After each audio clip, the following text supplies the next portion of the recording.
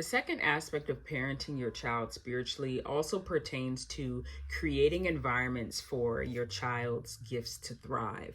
This requires you to observe your child, things they gravitate towards, things that they are maybe not so keen in doing, and then making sure that they're doing those things in addition to the things that they kind of have to do in order to survive, right? So when it comes to, let's say, education, right, it's important to be educated. Now, we can have a whole debate on school system and things along those lines, but it's important for your kids to have an understanding of the world, to know how to count, to know how to read and write and be effective communicators, right? These are very important traits for your child to have. But it's also important for your child to become very solid in I don't want to say their spiritual self, because I feel like I've been saying that a lot, but it is important for them to become solid in their spiritual self, right? So if your child has an affinity for sports, okay, we know that sports, you can get injured, and that's your career. So you want to definitely make sure your kid has many things that they're able to do, many things to rely on.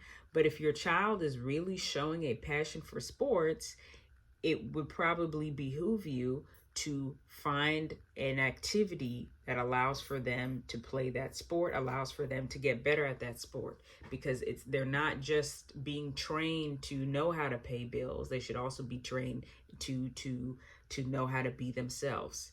And in sport, you can learn a lot of lessons. A lot of people learn about, sticking together, about communication, about a sharing, about working together. Those things happen on a team, right? As well as pushing yourself to be better and to improve, right?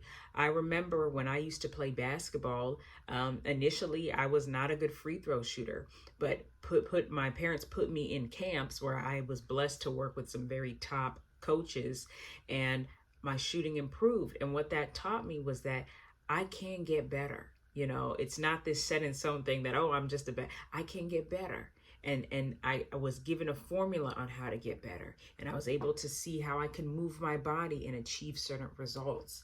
And that kind of fed into the athletic side of me, right? The athletic spirit that I possess, the love of movement that I possess, right? So that's one way that I'm really grateful to my parents for understanding the importance of sport and how that can cultivate certain lessons, cultivate certain traits that maybe aren't found in the classroom and in traditional settings. So yes, playing soccer, playing basketball isn't going to teach me how to pay bills. And it's not necessarily going to employ me, because yes, it is competitive out there to become a top athlete, right? It's not necessarily going to employ me, but it teaches me skills to make me stronger within myself, and skills that I can use in multiple ways. So that's why it's important, when it comes to kind of rearing kids, to make sure that you're putting them in environments that allow for those things that aren't directly correlated to the physical to thrive, right? And sports is one example, but music is another one, arts is another one. If your child presents an affinity for those things, see how you can embed it in there. I want to give an example. At our family functions, some of my younger relatives like to hold talent shows, where they force everybody of all ages to get up in front of the family and say what their talent is. Now, it sounds juvenile because it's like, what are we doing? But at the end of the day, everyone has fun. Everyone is laughing, connecting, is actually thinking about things, is actually joking. And what that also does for the younger generation, right, is they feel validated, that they have people in their family that won't tell them, hey, we're busy, the adults are busy, go play. Instead we go, okay, they really want us to do this show, let's do it. Because in your mind you might be saying, hey, go play, thinking that it's just you're telling them to go play, and you have other things to do. But what that is subconsciously doing to them is it's dismissing them. and it's suppressing that gift that they have. Because what that showed me is a lot of my younger relatives have a knack for organizing events, right? It showed me that a lot of them are creatives themselves, which is why they are so excited to have these shows for us, and they desperately want us to participate in these shows. It's because that's part of their gift.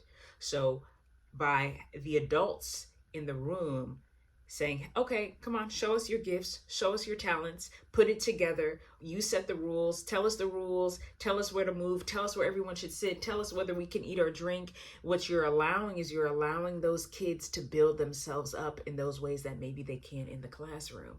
And to have your family, the most intimate family members, the most people most connected to you, validate that, it does something to kids. It does something to kids, and it gives them a confidence like no other.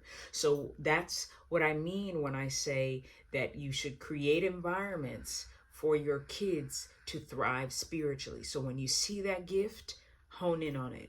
And pay attention to your kids, what they like, what they don't like, because that's also telling you which direction to take them as well and how to guide them as well. And when you see that gift, fight like HE double hockey stick to give them an environment that allows that gift to shine.